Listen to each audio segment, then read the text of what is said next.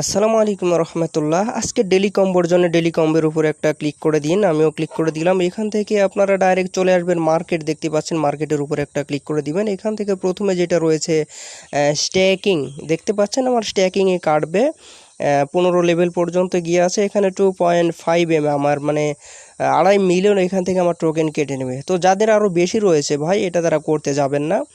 আমি আপনাদেরকে ক্লিক করে দেখাচ্ছি, আমার 2 মিলিয়ন এখান থেকে কেটে নিচ্ছে 2.5 মিলিয়ন। এটা কেন আপনারা বেশি হলে করতে যাবেন না, আমি আপনাদেরকে বলছি। যে দেখুন, আমি এখন এখানে 16 লেভেলে চলে গিয়েছি। আমার এখন কাটতেছে 5.28 মানে এখান থেকে যদি আমার একটাই কিনতে যদি আমার 5 মিলিয়ন কেটে নেয়, আমি তো পাবোই 5 মিলিয়ন। তাহলে আমার কিসের প্রয়োজন এটা করার?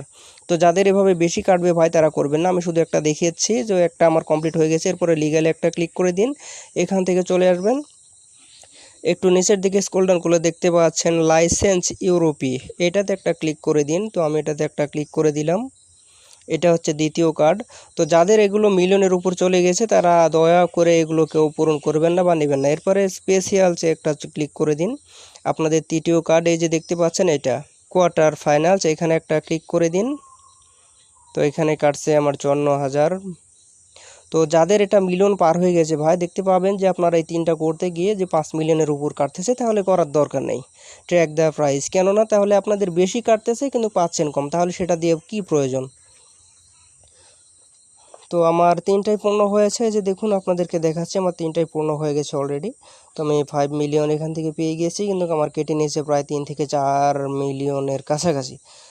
যাই হোক, তবুও একটু প্রফিটে আছি, তাই আমি নিয়ে আপনাদেরকে দেখালাম।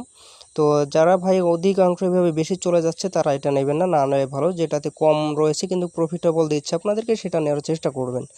তো যাই হোক, অল্পতেই বোঝাতে পেরেছি। ধন্যবাদ সকলকে। আল্লাহ হাফেজ।